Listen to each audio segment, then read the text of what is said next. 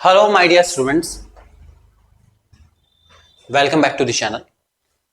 बेटा हम लोग फिजिकल एजुकेशन क्लास 11th का एक बहुत इंपॉर्टेंट चैप्टर हम लोग कर रहे हैं। चैप्टर का नाम है physical fitness, wellness and lifestyle, जो कि हमारा 5 मार्क्स का आने वाला है। आपके फाइनल एग्जाम में 5 मार्क्स का आएगा।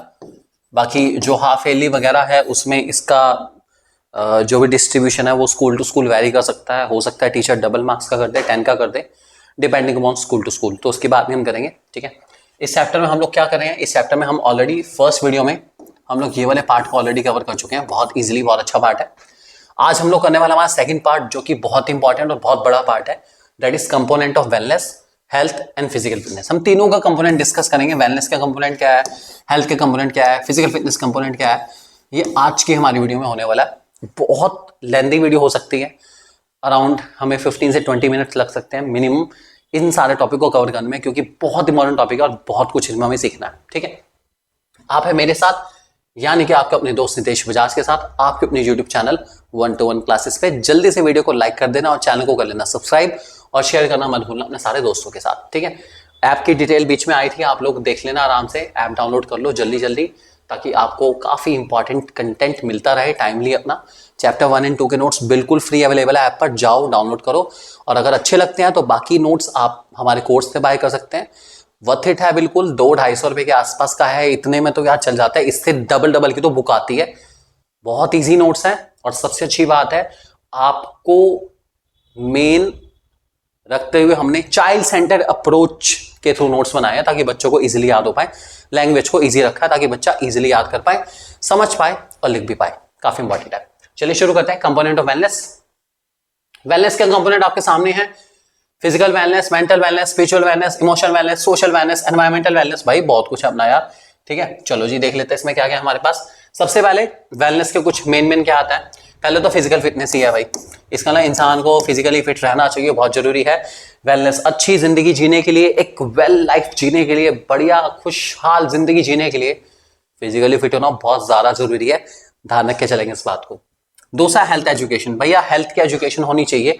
आपके लिए क्या अच्छा है, क्या बुरा है, कौन से गुड हैबिट्स है, कौन से बैड हैबिट्स है, आपको पता होना चाहिए हर हाल में, ताकि आप अपने आप को मोटिवेट करें गुड हैबिट्स को अडॉप्ट करने के लिए और बैड हैबिट्स को लीव करने के लिए। बहुत इंपॉर्टेंट है। तीसरा आता है स्पिरिचुअल हेल्थ।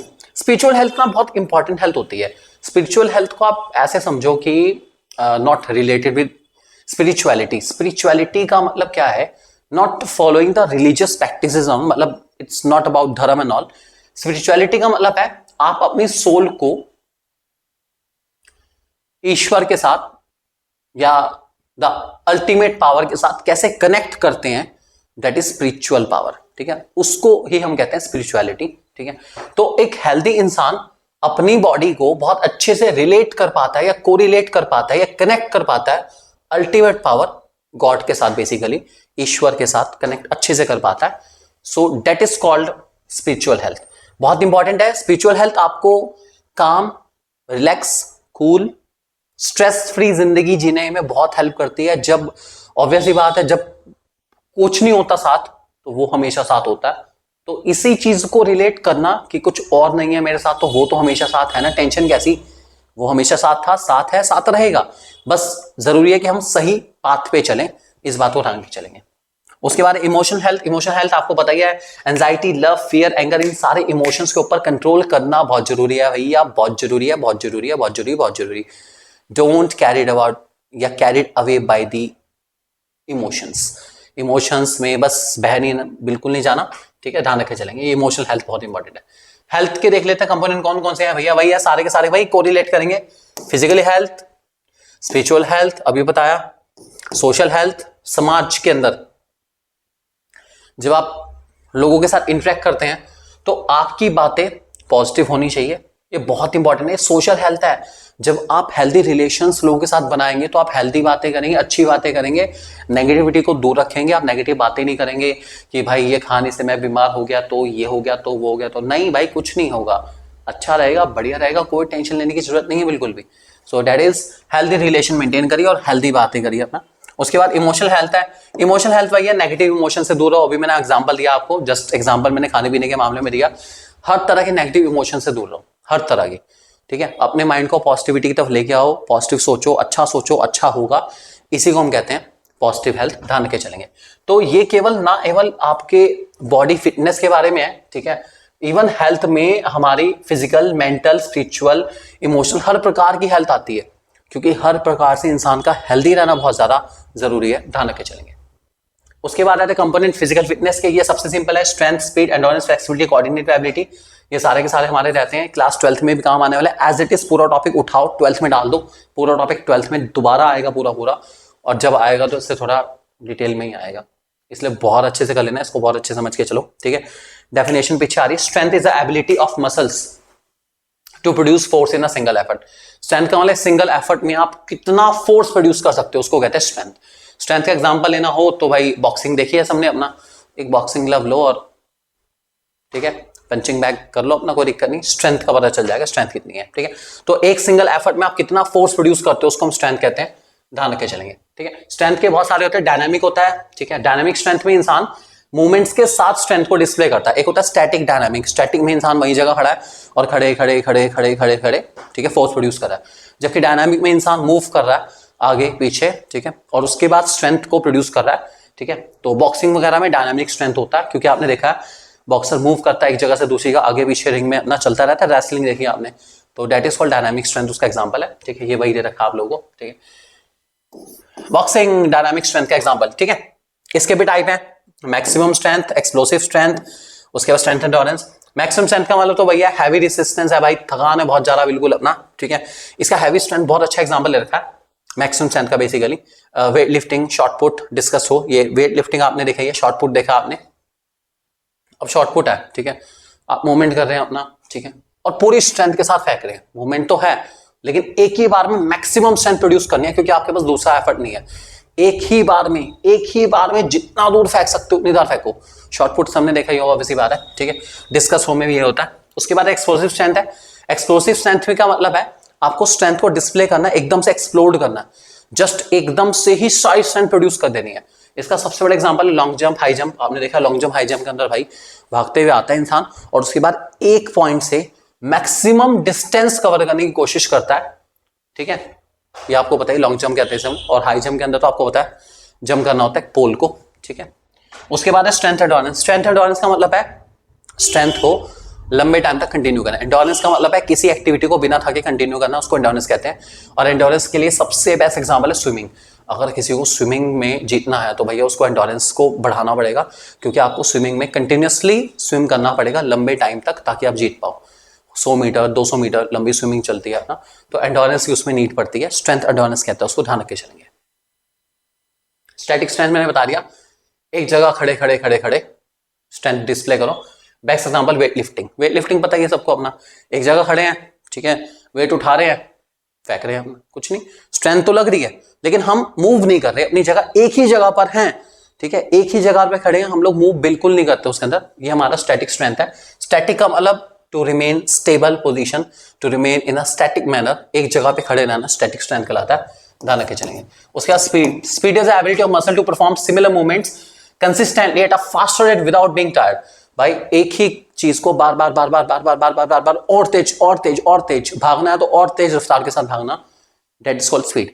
एक मूवमेंट को हर बार फास्टर मैनर में करना स्पीड कहलाता है, ध्यान रख के चलेंगे। टाइप्स ऑफ स्पीड है, movement speed, speed endurance, reaction speed.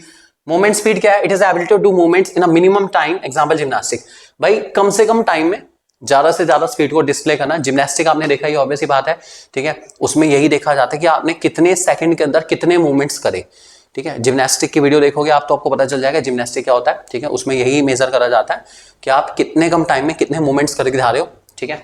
दोस्तों स्पीड एंड्योरेंस। स्पीड एंड्योरेंस आपको पता ही है कि भाई स्पीडली करना और लंबे टाइम तक करना है। एंड्योरेंस आ गया तो समझो लंबे टाइम तक एक ही काम करना, बहुत लंबे टाइम तक, 400 मीटर 500 मीटर 1 किलोमीटर की रेस, स्पीड एंड्योरेंस। और तीसरा रिएक्शन स्पीड। रिएक्शन स्पीड का मतलब है जल्दी से जल्दी रिएक्शन देना, मतलब रिएक्ट कितनी जल्दी करते हो आप, ठीक है। रिएक्शन स्पीड का सबसे अच्छा एग्जांपल आप क्रिकेट में ले सकते हो, क्रिकेट में ले लो, या फिर आपने वो देखा है ना, मैं आपको एग्जांपल लेता हूँ रिएक्शन स्पीड का। वो आपने आजकल बहुत वीडियो वायरल हो रही है ना, आपने देखा होगा वो अपना, कि एक मशीन में से जो है कुछ पोल से गिरते हैं और आपको उन पोल को कैच करना है, ठीक है, और 7-8 पोल लगे हुए हैं और आपको कैच करना है कि भाई कौन सा गिरा, अच्छा ये गिरा, अच्छा ये गिरा। तो आपको जितनी जल्दी स्पीडली रिएक्ट करना है स्टिमुलस के एक्शन पे, जल्दी जल्दी रिएक्ट करना है, दैट इज कॉल्ड आपका रिएक्शन स्पीड, ध्यान रख के चलेंगे। उसके बाद एंडोरेंस है। एंडोरेंस का मतलब आपको बता ही दिया भाई, एक ही काम को बार बार करना, बिना थके करना, और अगर थके तब भी करना, ठीक है, दैट इज कॉल्ड एंडोरेंस।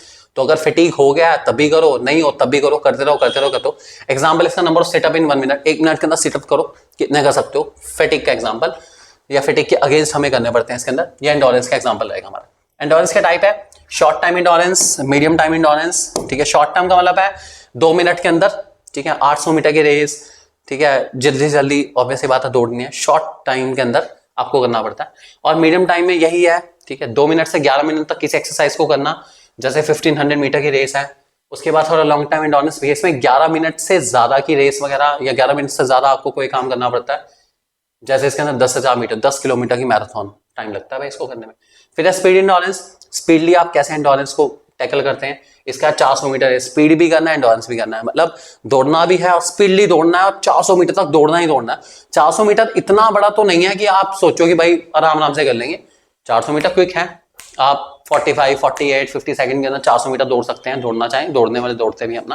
तो आपको जल्दी से जल्दी दौड़ना है और जीतना है। और उसके बाद है स्ट्रेंथ एंडोरेंस। स्ट्रेंथ में आपको स्ट्रेंथ और एंडोरेंस दोनों को ही ऑब्वियस ही बात है बैलेंस करना है। बॉक्सिंग का एग्जांपल है, आप कहेंगे बॉक्सिंग कैसे, स्ट्रेंथ डिस्प्ले कर रहे हो, बॉक्सिंग कितनी देर रखती है भाई, कितने मिनट, 5-5 मिनट, 10-10 मिनट, 20-20 मिनट, भाई टाइम लगता है। तो आपको उसी एनर्जी को मेंटेन करके रखना है और वही काम बार बार करना है, इसलिए स्ट्रेंथ एंडोरेंस का एग्जांपल है, ध्यान रख के चलेंगे। उसका फ्लेक्सिबिलिटी है। फ्लेक्सिबिलिटी का मींस है मूवमेंट्स को बीइंग, या फिर प्रॉपर्टी ऑफ बीइंग फ्लेक्सिबल और इजीली बेंट और शेप्ड इज कॉल्ड फ्लेक्सिबिलिटी। अपनी बॉडी को इजीली बेंट करना और दोबारा से शेप में लेकर आना, दैट इज कॉल्ड फ्लेक्सिबिलिटी, ध्यान रख के चलेंगे। अच्छी फ्लेक्सिबिलिटी, अच्छी वर्किंग और बेटर रेगुलर अचीविंग ऑब्वियसली वाले टाइम के साथ साथ ही होती है, और स्ट्रेचिंग एक्सरसाइज करी जाती है फ्लेक्सिबिलिटी को बिल्डअप करने के लिए, ध्यान रख के चलेंगे।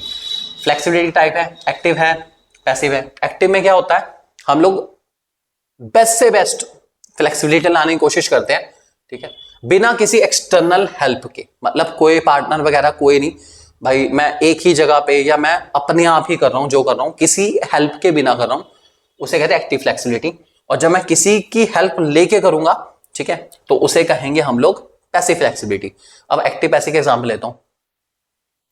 एक इंसान ने मेरा हाथ पकड़ रखा और मैं बैक स्ट्रेच कर रहा हूं पूरा, उसे कहेंगे हम लोग पैसिव फ्लेक्सिबिलिटी, क्योंकि हाथ पकड़ रखा है, वैसी बात है। और मैं बिना किसी की हेल्प के बैक स्ट्रेच करने की कोशिश कर रहा हूं, ठीक है, जितना भी हो सकता है, that is called active flexibility. ये समझ लो बस, और कुछ नहीं। फिर इसमें डायनामिक स्टैटिक है। डायनामिक का मतलब आप समझ ही गए, मतलब जिसमें मैं मूवमेंट्स के साथ फ्लेक्सिबिलिटी की कोशिश कर रहा हूं, मूवमेंट्स भी दिखा रहा हूं, ठीक है, मतलब चल भी रहा हूं और उसके साथ साथ फ्लेक्सिबिलिटी भी इंश्योर कर रहा हूं, कोशिश कर रहा हूं अपना, तो उसे कहेंगे एक्टिव फ्लेक्सिबिलिटी। और जिसमें हम एक जगह पे खड़े खड़े ही फ्लेक्सिबिलिटी दिखाएंगे, उसे कहेंगे हम लोग पैसिव फ्लेक्सिबिलिटी, ध्यान रख के चलेंगे। दो है, स्टैटिक भी कह सकते हैं उसको, स्टैटिक मतलब एक जगह पे खड़े खड़े, ध्यान रख के चलेंगे। इसका एग्जांपल आपको दे रखे हैं। फिर है coordinative ability, the ability which enable an individual to do various activities properly as well as effectively are called coordinative ability. It mainly depends upon the central nervous system. In this relationship between the different elements of body is built. मैंने आपको बताया था कि ये जो हमारी coordinative ability है, इसमें स्ट्रेंथ, स्पीड, एंड्योरेंस, फ्लेक्सिबिलिटी, इन सबको सम अप करना है और इस तरीके से लेकर आना है कि आपका हर एक मूवमेंट प्रॉपर रहे। आप जो भी कर रहे हो उसके अंदर बेस्ट से best strength, best endurance, best flexibility, best speed, इन सबको सर्व कर पाए।